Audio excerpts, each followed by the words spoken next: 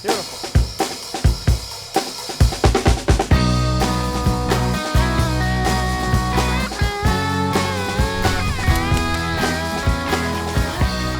I'm Donald Link. Today we're in Austin, Texas at Kocurek Charcuterie. The Kocurek started this family business with a true passion for artisanal meats. Being a charcuterie guy myself, I was impressed with Lawrence's work. His bohemian Czech roots really come through in the flavors. How long have you been doing this? I've been doing charcuterie professionally for 1.5 years, but as a hobby, as a chef, for 6 years. My wife had the great idea to do our own business and gone for it ever since. And it's been working well? Yeah, it's been awesome. And now we have a baby. He's 10 months old. She runs the business from home and takes care of the baby. She works a heck of a lot more than me, doing both of those things. But it's nice to be able to spend time with them where I wouldn't in a restaurant, setting. It's hard. Being in a restaurant like the NFL. Short careers. Yeah, it's true. You're looking for the door to get out. Right on. And you want to show us a little bit about what you have? This is our pig head torchon. Put a bunch of different spices in there. Soaked it in brandy and red wine. So that's kind of where you get the color on the outside. Fantastic. This is our cheek-to-cheek beef cheeks that are braised in red wine.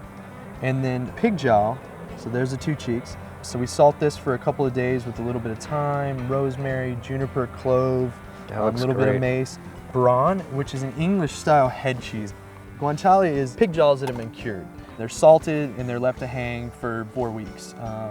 It's usually find it in carbonara. We did a spaghetti at Herb Saint with guanciale. Yeah. I can't take it off the menu. Absolutely not. This kind of stuff to me, butchery and charcuterie, there's something like... It's real. Relaxing about it. That's one of the things that kind of drew me to this type of food. I was a chef for 8 years, loved it, but it just didn't feel real to me. And then when I started doing the curing, I started doing terrines and pâtés, and things that had been around for a really long time. Cured meat's been around since the Egyptians, That started interesting me. So the venison sausage that we have, took venison legs, broke them down, they were ground, then they were mixed with our ground bacon, our Kocurek Czech bacon. Basically what we're gonna do next is we're gonna add a little bit of salt and cure. This looks like a large die grind. Large die. Venison's so soft, I steer away from the smaller grinds because it just turns a little too pasty. Right. Coriander. Love the smell of that. Yeah, it's nice.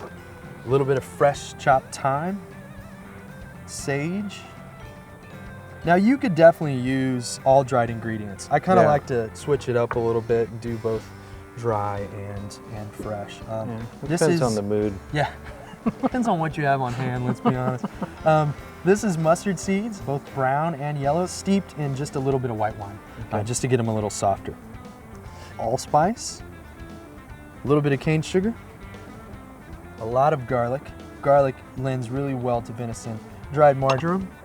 So we went from fresh spices to dried spices. Can you grab that wine for me, Chef? Oh, yeah. Pour that in there. What that wine's going to do is not only flavor it really nice, but lend a really, really ruby red color to the venison. Works for giving it its acid too, huh? Absolutely. If you understand the science of it, you can really get into it. It's very similar to fermentation in wine.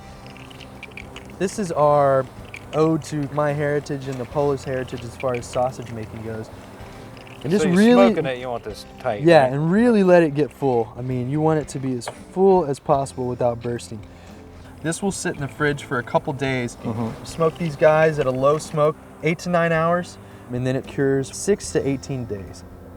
What you get is not only this dried meat texture, but a cooked meat flavor as well.